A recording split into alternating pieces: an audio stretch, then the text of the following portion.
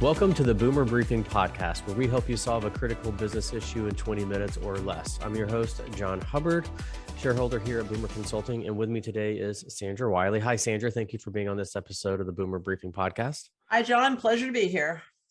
Sandra is our president, and she works with firms in a lot of different areas. But one area, Sandra, where you've been having a lot of conversations with clients this year is around succession. And in those conversations, you've seen opportunities to actually reframe people's definitions or thinking about what succession is, maybe what it's not, and who's all involved in that. So that's the theme for our episode today. So I want to start with define succession planning as you see it.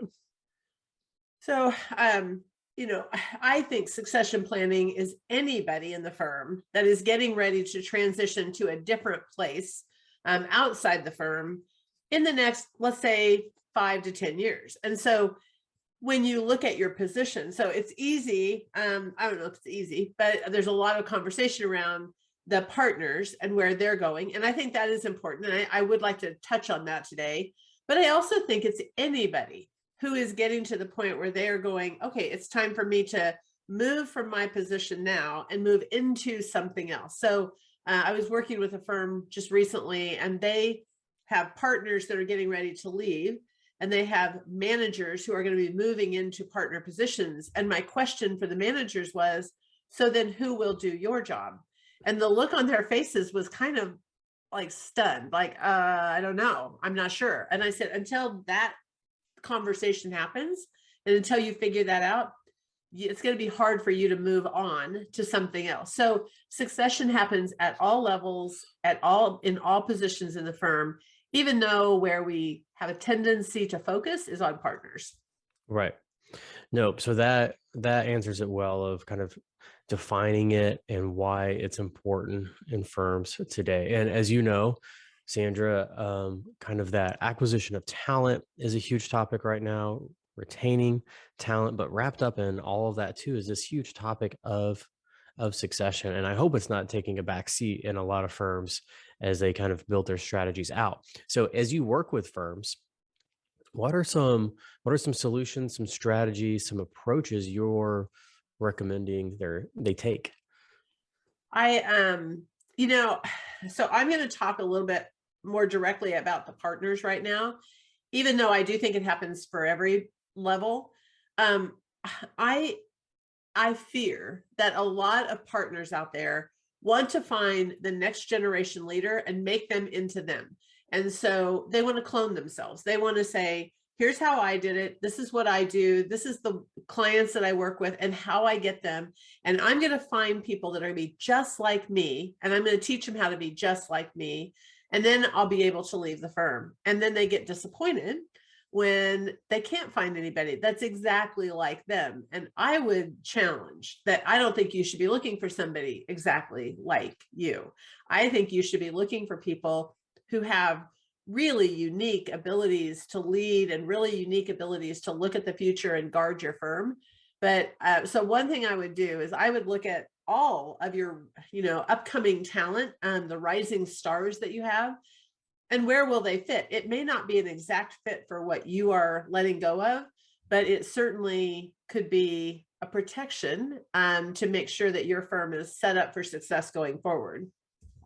But isn't that hard, thinking about being in a leadership position? Maybe you founded the firm, maybe you've been at the firm for 20, 30 years, and you want to build up that next level, and to say, hey, you don't need to be like me. A lot of leaders struggle with that because maybe how they got to where they are was being like them, taking their approach. So how do you help kind of leaders think through that?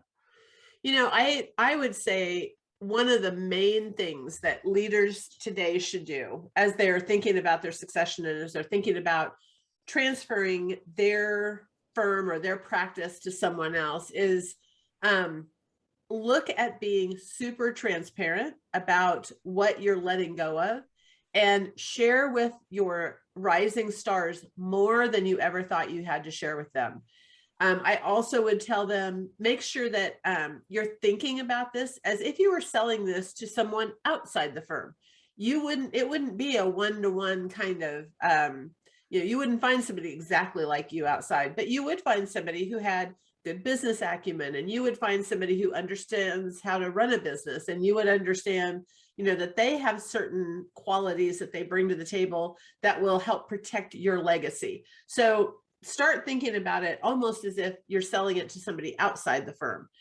I think where we're making a mistake, and I would challenge every single person listening to this podcast, how transparent are you being with your rising stars?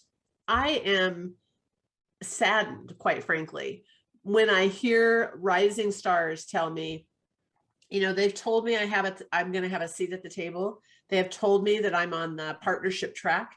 They have told me that I'm the person that they want to succeed them. They're going to be gone in 3 to 5 years.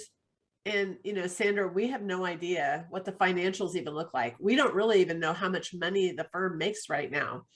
No, but they won't tell us that. I would never go into a deal to, get a business, right? To buy a business unless I understood the financials. And yet we're asking our rising stars who are sitting in our firms to do that, to make commitments to be a partner when they don't know anything about the firm. Start asking them to the table sooner. You've got to start being more transparent with the people that are going to be leading your firm going forward. We have to get over the fear. And I think that's what it is, John. I think it's fear. I love your comment about, because I had never really thought about it this way until you just said it, but I love your comment about think about it as if you were selling the company. What would your expectations be about who you would be looking for and their skill sets and things of that sort? And most often you start thinking about it differently than trying to clone yourself. Yeah, Right? you're That's your right. point. But for some reason, if left alone, we will do that internally. And Yeah, so that little pattern break, suggestion you had there of how to think differently, yeah, I think is really good. So, you know, you've seen firms do this poorly. You've seen firms do this well. You've seen firms that are currently going through it and figuring it out and everything in between. So for the firms that you've seen take this advice or apply this advice and take your recommendations here, fast forward and, into their kind of yeah. successes, what type of successes are they having? The success that you have when you have more transparency, when you are truly trying to educate our rising stars on how to run a business before they have to run the business themselves. The handing over of the reins from the current leadership to the rising stars is so much smoother, and everybody feels more confident. They feel like they are ready to lead the firm. The people leaving the firm feel confident that they're going to get the payout that they thought they would get. That it's just all smoother. But I would also say there's a lot of confidence and pride that comes into that. The people that are leaving the firm are super proud of what they have done to bring along the rising stars. There's some capabilities that come along with that they didn't even realize that they had until they are able to say, look what we did. We mentored, we helped, we helped that next generation be able to really run a firm. But they're not going to run it the way that we did. And that is something that we as current leaders have to get past. In fact, we should want to get past that, and allowing them to understand how to run a firm, even if they're going to run it a little differently than we did, gives them, the rising stars, the confidence to do the work. And you made the comment, so what's the outcome? The outcome is a smooth transition, and your firm is still a legacy. It's still there. When you drive by, when you're 98 years old, and you drive by and you say, I helped build that firm. I got that firm started, but now it's even better because I mentored and taught the people that are there now how to run the firm. And so I think that's the reward. It's a very rewarding feeling. Do you see retention of the maybe high performers? Because when we talk about succession, most of the Yep. time, right, you're not having your low performers transition into that higher level role. It's the high performers and those that you are most fearful of losing as well. Do you That's see a good point. Yep. retention increasing with clarity around succession? Yeah, I would say retention both at your highest performers, absolutely, but also retention at all levels because they feel confident that there's going to be leaders there that they know and that they trust and that they honor, that are still going to be there. So even if they're not your rising stars, even if they're your good people that you want to keep, we have to have those really good people too. They're going to feel more confident in the firm if they see that you have done what you need to do to bring up those rising stars that are going to be the next owners. So I think it helps retention all the way around. And I think it'll help your recruiting too, because they will see a firm that has legacy and has longevity. And I think that's going to be an important, they have a firm of the future that they can count on.